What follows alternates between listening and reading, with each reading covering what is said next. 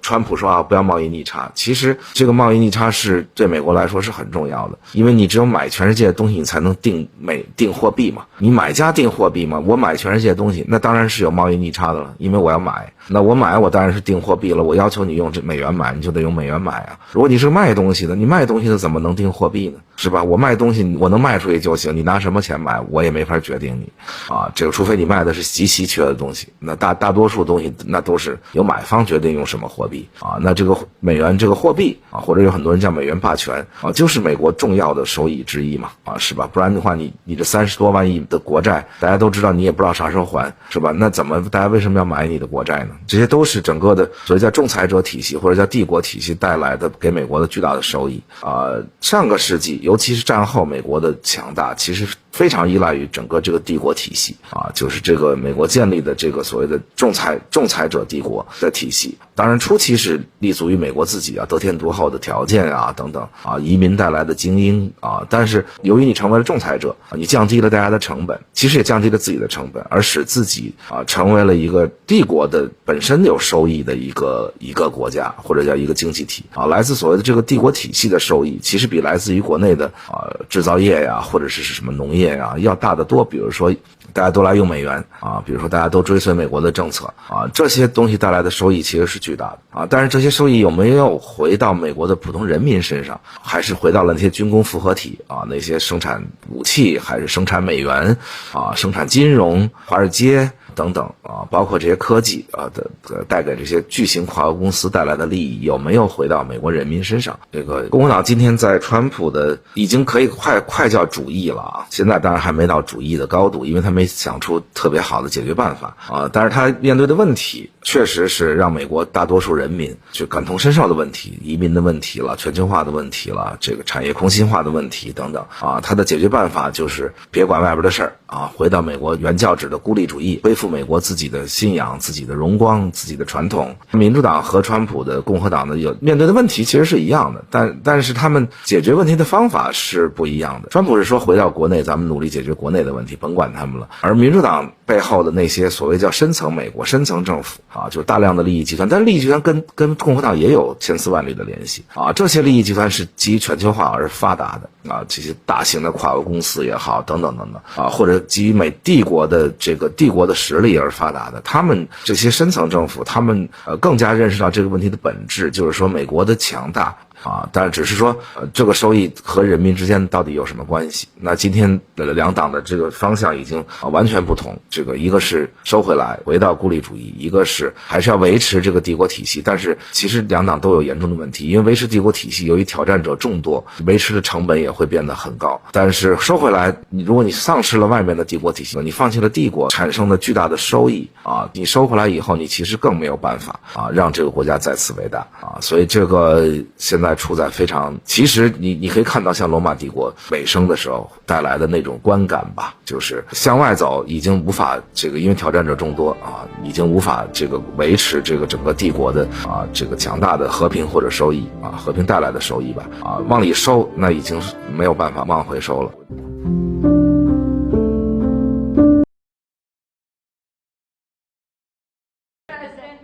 Where does the TikTok deal stand, given what we've seen, the tariffs Well, to it's China? moving along, but obviously I would say right now China's not exactly thrilled about signing it. We have a deal with some very good people, some very rich companies that would do a great job with it, but we're going to have to wait to see what's going to happen with China. So Mr. President, still on the table. no, it's on the table very much. I think China's going to want to do it, actually. Can you explain more of what you believe is the end game with China? Are you waiting for President Xi to blink? How do you think this is all going to be resolved? Look, for years we've been ripped off and taken advantage of by China and others, in all fairness, but by China, that's the big one. And it's just one of those things. We're making $2 billion a day right now, this country. $2 billion a day with tariffs. And they were making $2 billion a day. We'll be making more. And now when you see what happened today, I don't know if it's still there. I looked an hour ago, but we were up like close to 3,000 points. Nobody's ever seen a day like that. And also, would you consider talking or meeting with Xi Jinping? No, sure. He's a friend of mine. I like him. President Xi, I like him, I respect him, but they haven't treated our country right. Sure, I'd meet with him. On the other countries, we have Japan is here, and South Korea is here, and others are here, and we're trying to see them. It's, from what I hear, it's much more than 75. I said 75 plus. So many. It's everybody wants to make a deal, actually, and you know we want to do what's right for our country. We also want to do what's right for the world. The world is important. I mean, it's the world, right? And I think we're going to make a lot of people very happy. And I think investing in the United States of America will be the greatest investment that anybody's ever made. Mr. President, we still expect to see the sectoral tariffs, so the pharmaceuticals, steel. Is that something you're still considering moving forward Yeah, with? well, I will be because we want them coming back. You know, we realized during COVID that we don't make our drugs and our pharmaceuticals in this country. So I realized that, and it was a big realization. We had to go to China to get drugs. We had to go to other places. I won't even mention the names, but we had to go to other places. We don't make it, and that's because we let them leave. And now if they want to come back, we're going to put tariffs on the pharmaceutical companies, and they're going to all want to come back. They're going to come back. I'm not going to pay them any money like Biden with the chip deal. That chip deal was horrible. They give billions and billions of dollars to chip companies. All they have is money. They have so much money. And they give billions of dollars, and they're just going to keep the money. They're not going to spend it. And the only thing that's going to bring them back is you say, we have a barrier. You have to pay 50% or 100% or 200%. And if they have to pay that, they're going to say, we're not going to pay that. We're going to build here. And that's what happened. We're the biggest, most prestigious chip company in the world, spending $200 to $300 billion.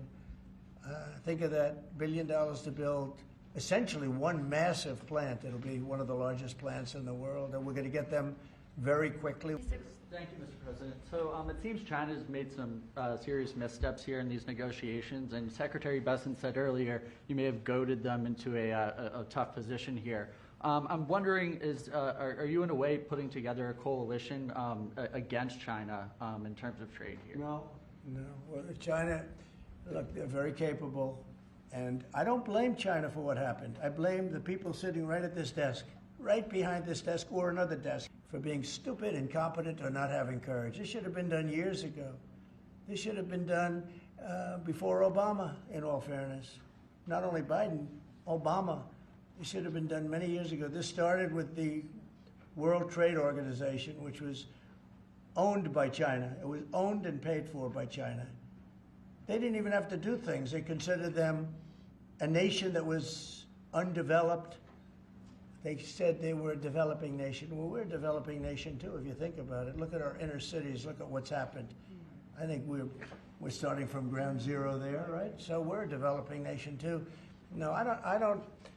I know it's a lot of people take heat for saying that, but I blame the people sitting at this desk more than I blame China. If China can get away with what they got away with taking hundreds of billions and trillions of dollars right out of our pocket because our people here were stupid, they were stupid people.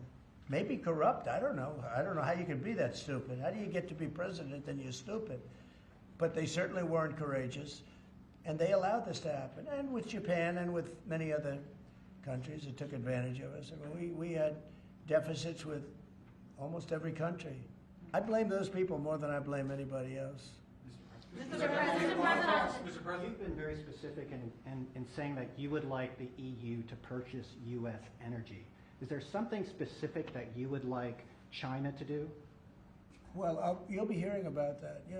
There are a lot of things I'd like China to do. Are there some examples? There are a lot of things that I want China to do, and I'll be telling China what that is. Not you, but I'll be telling China. Mr. President, on the subject of U.S. troops stationed in Europe, do you have any plans to reduce the number of U.S. troops in Europe or in other NATO countries? Well, good. I mean, it depends.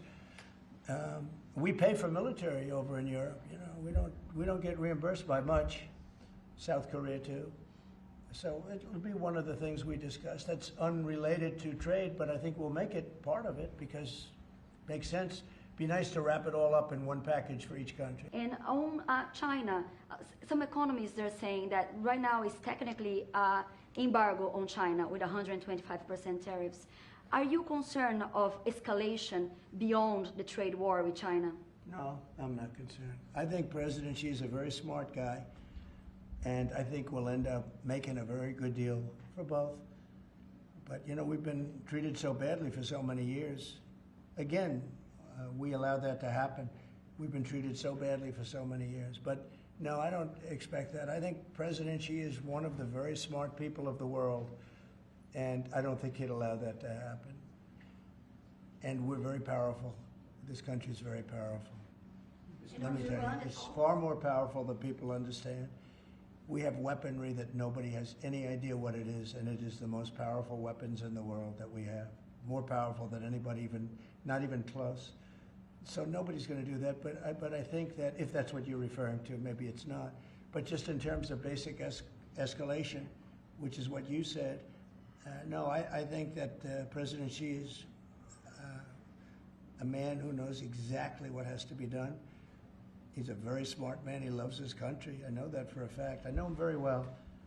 And I think he's going to want to get to a deal. I think that's going to happen. We'll get a phone call at some point, and it'll be off to the races. It'll be a great thing for them. It'll be a great thing for us. It's going to be a great thing for the world and for humanity. Do you have plans to meet with Putin in Saudi Arabia? At some point, I will.